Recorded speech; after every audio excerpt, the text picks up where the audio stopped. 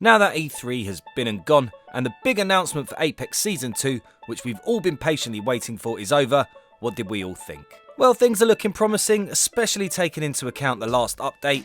It seems the game is heading in the right direction and Respawn have been listening. It does feel like it's been some time since we've seen or even heard of any new content, but that really isn't the case. The time period from when the game first dropped to the amount of content we received is pretty similar to when Fortnite Battle Royale first dropped. And taking into account the amount of players Apex received early on also means more cheaters and glitches, which needs to be fixed before anything else, making a fairer game. I'm saying it again, but Fortnite Battle Royale has been through a very similar journey, and because players are so used to the constant dropping of content by Epic Games, they make everyone else look lazy. I'm sure Apex will get there in the end, and from what they said at E3, content is on its way. They admit Season 1 wasn't great, and they have learnt from that going into Season 2. They say they have been listening to the community and their need for content, which we will hopefully be seeing more of in Season 2. They also mention they have upped their games on skins and cosmetics, which you can see by looking at the latest Wraith skin, which you can get for reaching level 15 on the Battle Pass. It looks great, and it's a lot better than most other skins in game we have right now. Although we've known about the new legend Wattson and the new weapon the L-Star for a while now,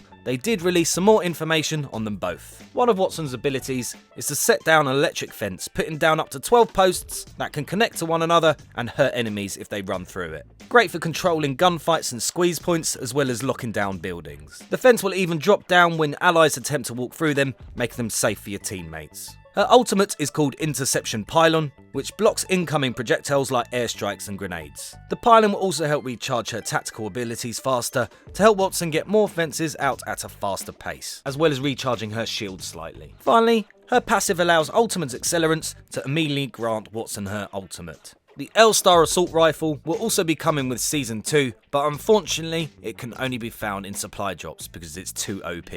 Their words, not mine. It takes special ammo and can even open doors, which is all great, but I can honestly say since the release I've probably used the Kraber and the Mastiff a handful of times, and most of the time I don't even bother picking them up. The reasons for this is 1, because of the ammo count, there's not enough, and once you run out you can't get any more. 2, the skill barrier for these special weapons is a lot higher, meaning the chance of failure goes up, and 3, I spent the majority of the game finding attachments I want for my weapon just to throw it away. Feels kinda pointless to me. I would have preferred them to have nerfed the L-Star and make it a common weapon, as a special weapon out of a drop doesn't feel like as much content than the gun that can be found in the usual spots and used in most games would. Maybe they will release another weapon as well, but we'll have to wait and see. Just feels a bit cheap in my opinion. Season 2 will also include a rank mode, with skill-based matchmaking and ranked tiers, and it would be interesting to see their take on a ranked mode. I don't often play ranked mode in other games, but as it comes second in Apex more often than not, it'd be interesting to see how that would be ranked. They also mentioned that 2 new hop-ups are soon to be added, with one of them making the memeable weapon named after an African country usable. Their words.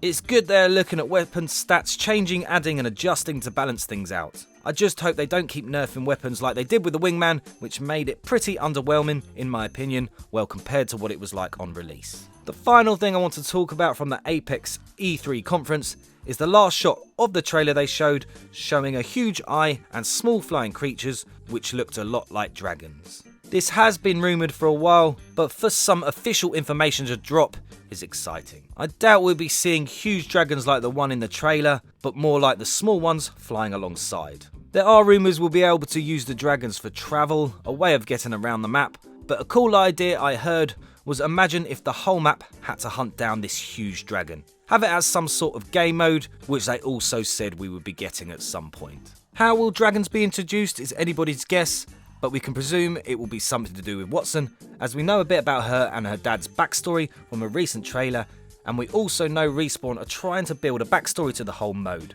So it all seems to tie in nicely, kicking off with Season 2 on the 2nd of July. And before I go, something that's really been bugging me is why haven't we received a solos or duos mode yet? I mainly play with friends, but there are times I play on my own or just with 2 of us, and with no solos or duos mode available, we have to jump in with randoms. I haven't got an issue with playing with randoms, but most of the time I get matched with players that don't have mics, they don't play ball and steal all the ammo and loot, drop early from the ship killing the whole team, and just haven't got a clue most of the time. This really annoys players like myself, meaning I don't play as much, and if there was a solos and duos mode, I really think the amount of players you have will increase, as well as the amount of time they play. In nearly every game we get let down by a random, leaving 2v3 in the final circle, giving us a major disadvantage. Also, we received a nice little update recently, and any content is good, but did the elite queue feel a bit of a cop-out to you? There isn't really much to it, and you don't really get much from it, but that's just my take on it anyway. Right, that's it for this video. Hope you guys enjoyed. It's been a while since I made a video like this, so I thought I'd just get one out after E3. Like if you like, comment and sub, all the works. Catch you all in another video soon. I've been Rough Diamond. Laters.